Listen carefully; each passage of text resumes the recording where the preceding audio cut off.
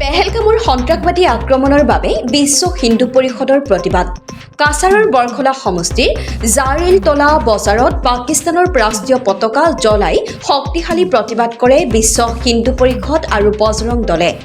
22 এপ্ৰিলত পেহেলগামত ভয়ংকৰ সন্ত্ৰাসবাদী আক্ৰমণত 26জন নিৰীহ হিন্দু পৰ্যটকৰ মৃত্যু হয়। শ্বহীদসকলক শ্ৰদ্ধাঞ্জলি জনাই আৰু বিশ্ব হিন্দু পৰিষদে আক্ৰমণৰ বিৰুদ্ধে উত্তাল প্ৰতিবাদ সাব্যস্ত কৰে। আজি কাছাৰ জিলাৰ বৰখলা বিধানসভা কেন্দ্ৰৰ জাৰিলতলা বজাৰত বিশ্ব হিন্দু পৰিষদ আৰু বজৰং দলৰ পশ্চিম কাছাৰ জিলা সমিতিৰ উদ্যোগত এক প্ৰতিবাদী কাৰ্যসূচী ৰূপায়ণ কৰা হয়। সন্ত্ৰাসবাদীৰ বিৰুদ্ধে শ্লোগান দি আৰু মৃত পৰ্যটকসকলৰ আত্মাৰ চিৰশান্তি কামনাৰ বাবে প্ৰাৰ্থনা কৰি প্ৰতিবাদকাৰীয়ে কেন্দ্ৰীয় চৰকাৰক দোষীক উপযুক্ত শাস্তি প্ৰদান কৰিবলৈ আহ্বান জনায়। কাটিগড়াৰ পৰা ৰূপক নাথৰ ৰিপৰ্ট, ৰিপৰ্টাৰ লাইভ অসম। আপনারা সবাই জানেন গত 22 এপ্রিল কাশ্মীরের পহেলগাঁওতে ওদের যে পাকিস্তানের মদতপুষ্ট ইসলামিক মৌলবাদীরা আমাদের 26 জন হিন্দু ভাইদেরকে বর্বরতভাবে গুলি করে হত্যা করেছে। তারই প্রতিবাদে আজকে আমরা এখানে বিক্ষোভ মিছিল দেখাচ্ছি এবং শোকসভাও করছি। এবং এই শোকসভাটা শুধু এখানে যে জারলতলাতে হচ্ছে তা নয়, সমস্ত ভারতবর্ষ ব্যাপিয়া বিশ্ব হিন্দু পরিষদের উদ্যোগে এবং বজরং দলের ব্যবস্থাপনায় হচ্ছে। তারই অঙ্গ হিসাবে আজকে পশ্চিম কাছাড় জেলার এই জারলতলাতে আজকে আমরা এখানে সমবেত হয়েছি।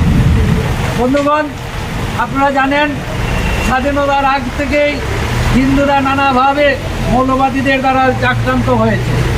আমরা পাকিস্তান ছেড়েছি, বাংলাদেশ ছেড়েছি সময়ে সময়ে। এখন ভারতবর্ষ আমাদের হিন্দুদের যে জায়গাটুকু আছে সেখানেও আমরা এখন বিপদের সম্মুখীন। কিছুদিন আগে আপনারা জানেন ওয়াকফ বোর্ডের আন্দোলনের নামে ওরা মুর্শিদাবাদে আমাদের হিন্দুদের উপর যে নির্যাতন চালিয়েছিল এবং অনেক হিন্দু গ্রাম ধ্বংস করেছে, অনেকের ঘরবাড়ি জ্বালিয়ে দিয়েছে। ঠিক সেইভাবে আজ কাশ্মীরে হয়েছে 22 তারিখে, এবং কাশ্মীরে এই প্রথম নয়। 1990-এর দশকে আপনারা জানেন যে মৌলবাদীরা একটা ব্লুপ্রিন্ট করেছিল যে কাশ্মীর থেকে সব হিন্দুদেরকে বিতাড়িত করবে, এবং তারই পরিকল্পনা স্বরূপ তারা 90 দশকে কাশ্মীরের যারা হিন্দু পণ্ডিত ওদের উপর নির্যাতন চালিয়েছিল, ওদেরকে মেরেছিল এবং ওদেরকে বাধ্য করেছিল কাশ্মীর ছেড়ে আসতে। এখন আমরা যারা আসামেও আছি, আমরাও কিন্তু খুব একটা নিরাপদে নেই। আমাদেরকে সতর্ক থাকতে হবে এবং আমাদের মধ্যে যে বিভেদ আছে, যে ভাষাভিত্তিক যে বিভেদ, সেই বিভেদ আমাদেরকে ভুলতে হবে। কারণ আপনারা দেখেছেন এই যে 22 তারিখের ঘটনা, মৌলবাদীরা যখন হিন্দুদেরকে এক এক করে মেরেছিল, ওদের শুধু আইডেন্টিটি জিজ্ঞেস করেছিল ও হিন্দু না মুসলিম।